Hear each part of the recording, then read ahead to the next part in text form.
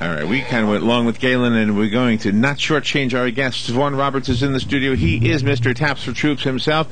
He is here with Gary Murphy and Larry Phelps, and they are going to tell us what's been going on in Taps for Troops. I know some of it because we were contacted by Vaughn every morning as he was taking a 10,000-mile trip recently to visit the national cemeteries across the country to play taps. And each one of those visits had a story of its own. Maybe one day there'll be a book.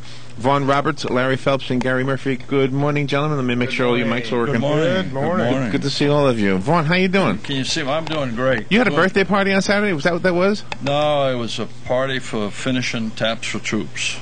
All of the things that I had done. Oh, it was the grand finale.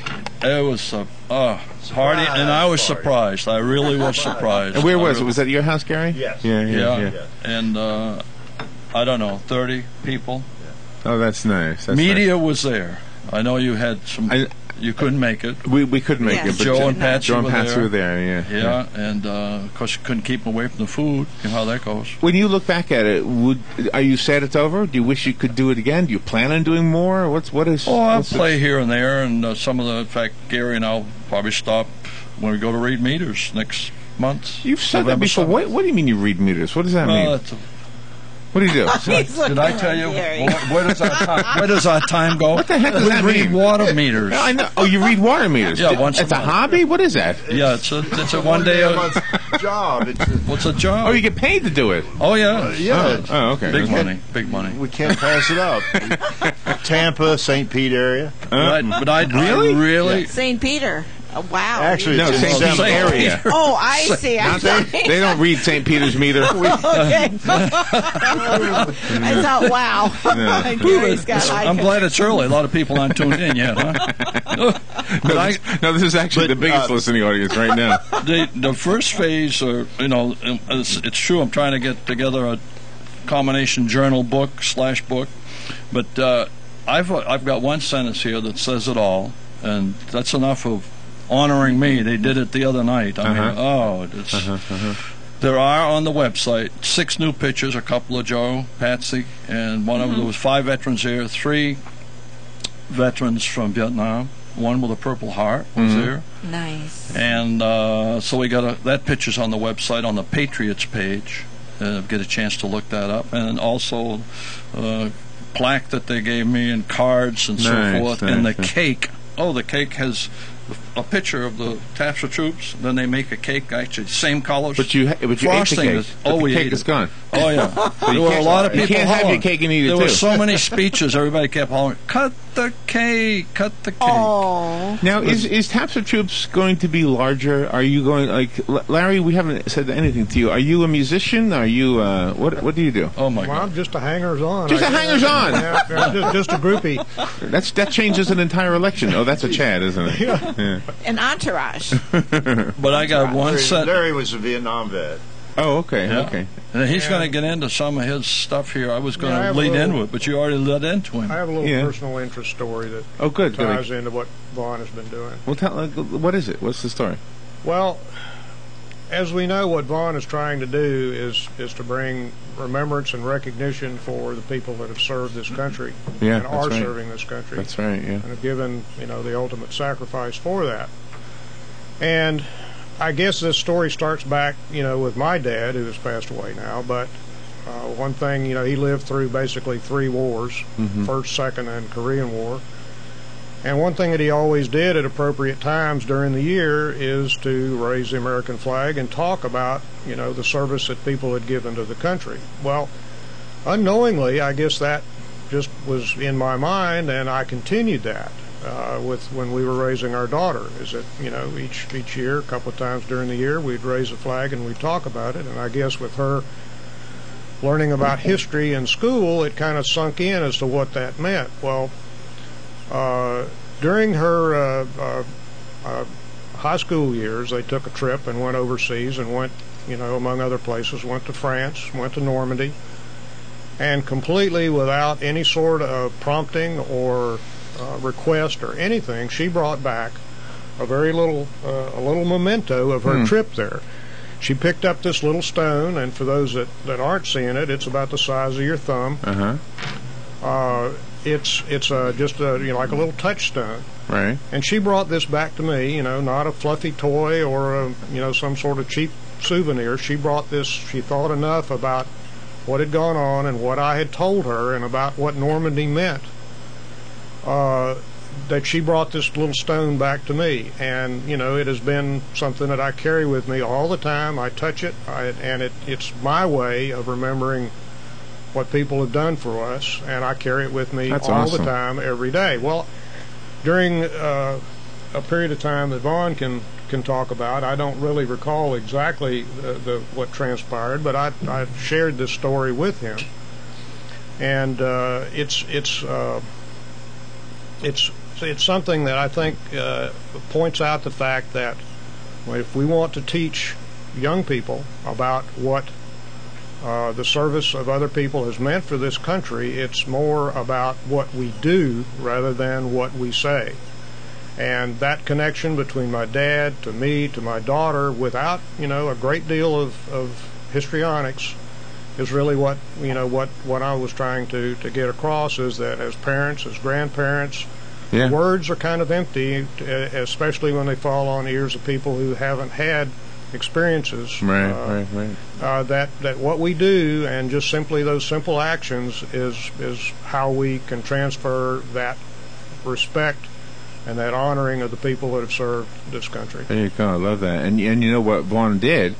Every time, I'm imagining that this happened at least sometimes, there might have been a child that could hear that man playing that horn. Why is that man playing that horn? And if there was a smart adult nearby, he would have said, or she would have said, "Oh, that's called taps. Let me explain." Yeah. And that would have made all the difference in the world. That child would have better understood not only what that song meant, but also the deeper meaning of performing the song. That's right. Vaughn, of course, has a tremendous commitment to doing this, a personal commitment, but I'm not sure that he really understands the depth of the human contact that he has made on these trips, and that side of it is really what Vaughn's message is. Well, it's a salute. I think that you playing the taps, Vaughn, is a way to salute those who deserve a salute, and more than a salute. But that's what you have done. It's symbolic, but it's also it's a great opportunity for anybody to embrace what Larry was just talking about. First time I was introduced the stone that his daughter brought back was a Christmas party, 2009, and I had been at Gary and I had done Bushnell and Bay Pines. That was it. I had the website done, and I was so proud of even getting the website, ready. Yeah, and then yeah, there were 2 entries. We'd been 2 places, and 3 weeks later, Christmas party at Larry's house, and he was, I got this stone. And he tells me about the stone. I said, Right. how about we go up to the stairs, the computer's upstairs, I want to show you my website. So he got on and started talking about Vietnam, the ship that he was on, and that stone and the stories that's opened up. I wish he'd expound a little bit on the one gentleman here that was in a nursing home. We're in Monroe. In Monroe. And tell you a little bit about that. And of course, you know what happened. I picked up stones. My sister said, "You're going to get arrested." Yeah, but she was talking about kidney stones, wasn't she? No. In Normandy, and I've got a number of stories of the stones that I've given away to a school teacher in Indiana and how that's generated. We have about 3 minutes before we go to Mike Huckabee. You are welcome to stick around with us after Mike Huckabee because we do a kind of a debate show, and Fridays it's open for everybody. If you want, that's up to you. I know I shortchanged you a little bit because of the time we spent with Galen. But we have something we have for you. It's behind Robin, and it's right there on the easel. And this is what we wanted to bring to you on Saturday night, but we weren't able to go. Are you ready? Drum roll, Robin! Oh my gosh! Look at that. It's a painting for Vaughn. I'll describe it for the listeners. It's an oil painting of Vaughn playing his valve trombone. My flugelbone. Oh, is that what it's called? It's a flugelbone. A flugelbone. It's the one I had at Normandy. How would I know that? That's Flugelbone. fantastic. But anyway, so there, and we got a young man here named Alex. He's taking. And you're the video. artist, huh? I am the artist. Yes, yes. So you Oh, so the picture that is is- yours. The painting is yours, and And I believe it's still wet, so be careful. No, I'm teasing. It's not wet. Put your finger on it. Look at that. He's even got the flag that I had on the flugelbone sticking out from the... You know what I didn't like? Well- I didn't like putting our names on that headstone. It was like real creepy. Oh, oh, oh. Yeah. Did you have this thing with Huckabee? He's not here live, is he? He is going to be here live. When, on the 20th, Robin? Yes. Yeah, Huckabee is coming into Well, town. you know, we talked about, you had mentioned me coming in the studio one time when he was pushing his Christmas book. That's what he's doing a year again. or two He's ago. pushing another book, yeah. And if you get an opportunity to tell him that you and I certainly like that trip to New York. We're through now. Remember you said... Oh, I he remember. Said, Yeah, he said, I remember, yeah. well, that's the kind of guy we need to bring in the studio. Yeah. And we'd love to let him know. But he is. We don't have any we've got very good visibility for sure in Marion County, you know, Right. with you folks and Joe and so forth. We need to go to Mike Huckabee. Is there anything you want to say in the last minute? And do you want to stay around after Huckabee? I think we got a breakfast planned. Oh, you do have a breakfast, and so okay. One thing Okay. I wanted to try to get in, though, Yeah, pull the mic over to you. this surprise party and celebration that we had Saturday evening. Our wives, my wife, Peggy, Larry's wife, Pat, they're twins. They worked really hard to put that thing together, and I just want to thank them a lot. Women do so Give much them unrecognized work. They were a tremendous help. And women get unrecognized for a lot of And work. let's mention the number of cemeteries that Vaughn has actually played at. How many? What is the grand total? 132 plus 16 additional cemeteries at other sites. And you played at my dad. You played at my dad's cemetery, didn't you? At his website, the grave site. The level of commitment there is really amazing. You're not kidding. Thank you, Vaughn. Vaughn, Larry, Gary, thank you all for what you've done, and it's an encouraging inspiration to all of us.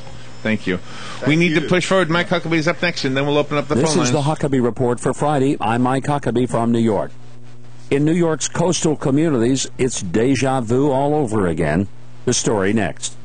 If you've ever wondered if a bank employee has ever stolen customers' identity and their money, there's a crime concept you ought to learn. It's called employee access ID theft, and here's an example. A bank employee in Ohio was indicted for identity theft. The indictment alleged that she stole more than $170,000 from multiple customer accounts. Look, we all know that bank employees are honest folks, but all it takes is one.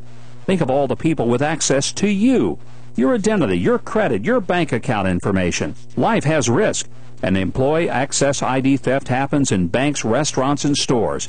Now that's why I've protected myself with LifeLock Ultimate Identity Theft Protection. Visit lifelock.com/Huckabee. You'll get details